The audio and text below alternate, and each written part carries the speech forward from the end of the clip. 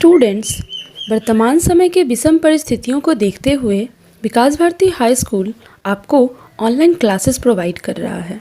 मैं डॉली पोद्दार आज इस वीडियो में आपको क्लास 7 का हिंदी लिटरेचर हार्दिका चैप्टर 10 नेफा की यात्रा पढ़ाने जा रही हूँ। नेफा की यात्रा वृतांत।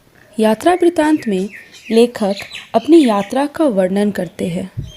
इस लेखक का नाम है काका कालेलकर। प्रस्तुत पाठ में नेफा के बारे में विस्तार से बताया गया है। इसमें वहाँ के खान पान, वन्य जीवन आदि के बारे में भी बताया गया है।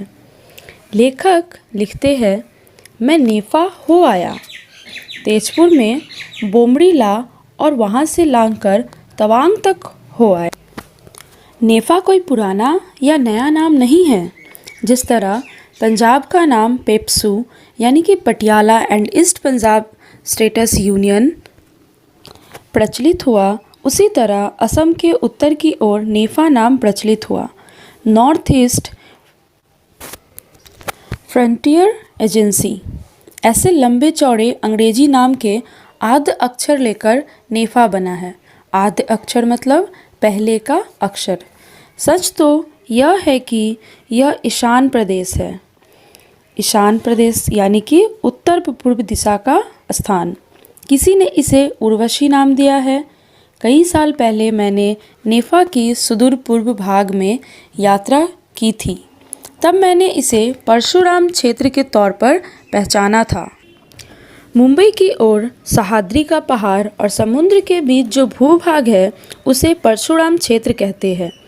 ब्राह्मण परशुराम ने क्षत्रिय रूप धारण कर भारत के क्षत्रियों के साथ कई बार युद्ध किया था।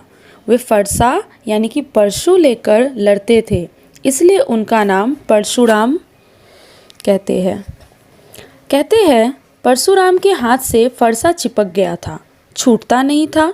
जब ब्रह्मपुत्र और लोहिता नदी का दर्शन करके परशुराम ने ब्रह्मकुंड जाकर उसमें स्नान किया, तब उनके हाथ का फरसा छूट गया, उनका आवेश उतर गया, उनका कार्य पूरा हुआ। उसके बाद मैं वहाँ से लौटकर सदियाँ, पासीघाट और निजाम घाट तक गया। वहाँ से मीरी, डल्फा आदि आदिम जाति लोगों की झोपड़ियों में जाकर मैंने उनका जीवन चक्र देखा था। रुई से वे अच्छे गलीचे यानी कि कालीन तैयार करते हैं। उनमें से एक दो बढ़िया कालीन मैंने खरीद लिए थे। सारा क्षेत्र जंगल से भरा हुआ सुंदर है। पासी घाट के पास दिहंग नदी बहती है और निजाम घाट के पास दिबंग। मैं इस प्रदेश में घूमा था। इसके बाद वहाँ पर बड़ा भूचाल आया। सदियाँ शहर सारा का सारा नष्ट हुआ और पौराणिक काल से जिसका महामहत्व था वह ब्रह्मकुंड अथवा परशुराम कुंड भी टूट गया। सदियों से इर्द गिर्द अनेक नदियों के संगम है, लेकिन वहाँ की भूमि अभी स्थिर नहीं हुई है। भूचाल और नदी की बाढ़ बार बार सारे प्रदेश की शक्ल बदल देती है। और एक दफ़े मैं असम गया था, तब श्री जयराम रामदास दौलत राम असम के राज्यपाल थे।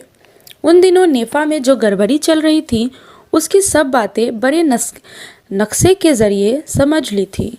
भूचाल और बाढ़ के साथ गड़बड़ी के कारण ही उस प्रदेश में कुछ अस्थिरता रहती है, लेकिन मेरा ख्याल है उस प्रदेश के लोग यूँ तो शांत से रहना चाहते हैं, जब गलतफहमी होती है तब बिगड़ जाते हैं।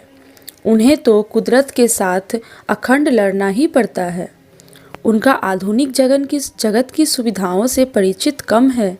मेरे मन में तो उसी समय विचार आया था कि जिनको पहाड़ी जीवन की आदत है, ऐसे हमारे लोग अगर नेफा में जाकर रहे और वहाँ के लोगों की सेवा करे तो बहुत जल्दी वह सारा प्रदेश सुधर जाएगा।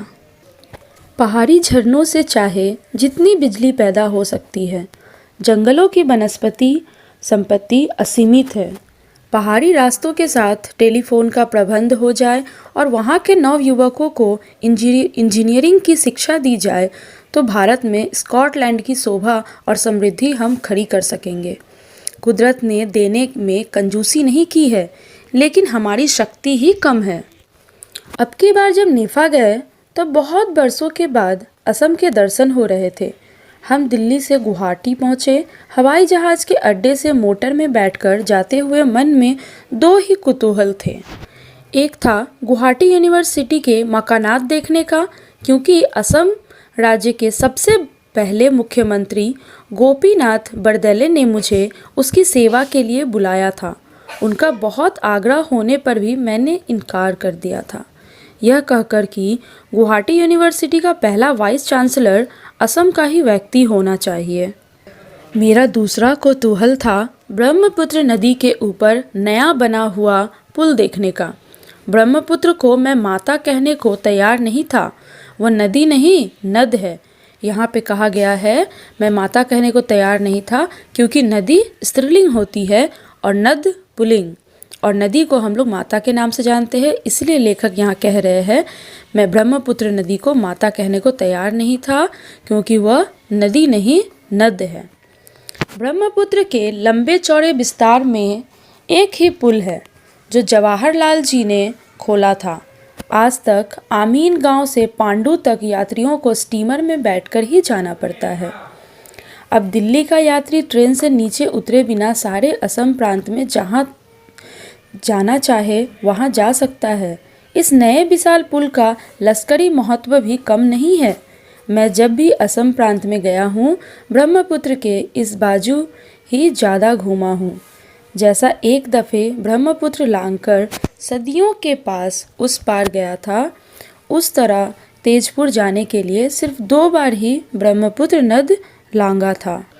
अब की बार हम पुल की मदद से उस पार होकर तेजपुर जा रहे थे। रास्ते में धान के खेतों की शोभा दूर तक फैली हुई थी और स्वच्छ आकाश में तारे भी अच्छी तरह से फैले थे। जब हम तेजपुर पहुँचे रात के 8 हो गए थे। सुदूर पूर्व के इस प्रदेश में सूर्योदय भी जल्दी होता है और सूर्यास्त भी उतना ही जल्दी होता है। क्योंकि यह प्रांत पूर्वी दिशा में स्थित है, इसलिए यहाँ पे सूर्योदय भी जल्दी होता है और सूर्यास्त भी जल्दी ही हो जाता है। यहाँ जब पहले आया था तब भगवान श्री कृष्ण के समय का बानासुर का महल हम देखने गए थे। एक बड़ी टोकरी पर बड़े बड़े पत्थर इधर उधर गिरे थे। तेजपुर का पुराना नाम सेनीतपुर है। यहाँ की भाषा में सोनीत यानी रक्त को तेज कहते हैं, इसलिए सोनीतपुर का नाम तेजपुर हो गया होगा। तेजपुर ब्रह्मपुत्र के किनारे बसा हुआ सुंदर शहर है।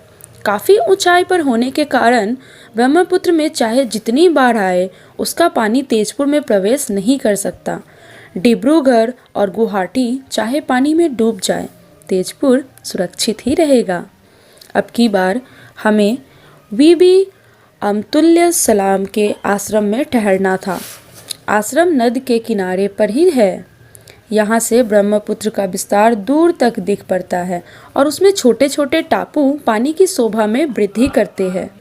ये टापू हर साल अपना स्थल बदलते हैं, इसलिए किश्ती वाले को ढूंढ ढूंढ कर अपना रास्ता तय करना पड़ता है। तेजपुर से किश्ती में बैठकर लोग सील घाट पहुँचते हैं। यहाँ से नौगांव जाते हैं। अब तो थोड़े ही दिनों में लोग हवाई जहाज़ की मदद से असम में जहाँ चाहे वहाँ जा सकेंगे।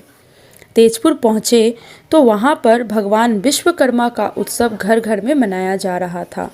विश्वकर्मा कारीगरों के देवता है। तरह तरह के औजार लेकर मिट्टी, लकड़ी, तांबा, सोना, लोहा इत्यादि पदार्थों पर काम करके मनुष्य के लिए झोपड़ी, घर, शाला, प्रसाद आदि बस्ती की सहूलियतों और कौशल बढ़ाने की मदद करने वाले तरह तरह के औजार बनाने वाले कुम्हार, राज, बढ़ई, लोहार, सुनार आदि कारीगरों के देव है। संस्कृत में विश्वकर्मा महामहत्व के नाम से ग्रंथ में भी पाए जाते हैं। इन्हीं वैदिक देव ने इंद्र के लिए वज्र बनाया, विष्णु के लिए सुदर्शन, शंकर के लिए त्रिशूल। इन्हीं ने श्री कृष्ण के लिए द्वारिका बसाई और वृंदावन भी तैयार कर दिया। त्रिपुरासुर के नाश के लिए इंद्र का रथ बनाया, दधीची की हड्डियां का वज्र बनाया। विश्वकर्मा ने यज्ञ के समय ब्रह्मदेव का मुंडन भी किया, इसलिए ये नाइयों के भी देव है। इन्होंने माली, कसेरा, दर्जी, संतरास, छिपी जैसे अनेक कारीगर तैयार किए। विश्वकर्मा के नाम घर बनाने का एक शास्त्र भी मौजूद है।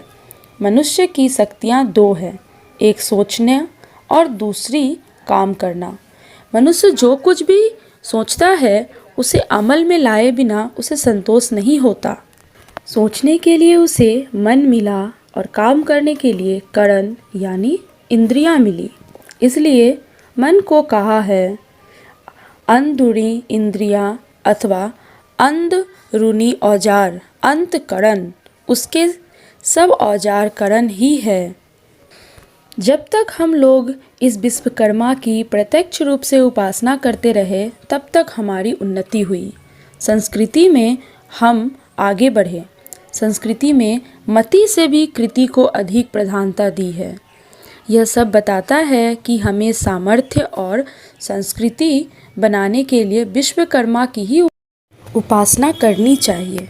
हम कर्मशील बने, हमारी कारीगरी बढ़े, तभी हमारा भाग्योदय होगा। धन्यवाद।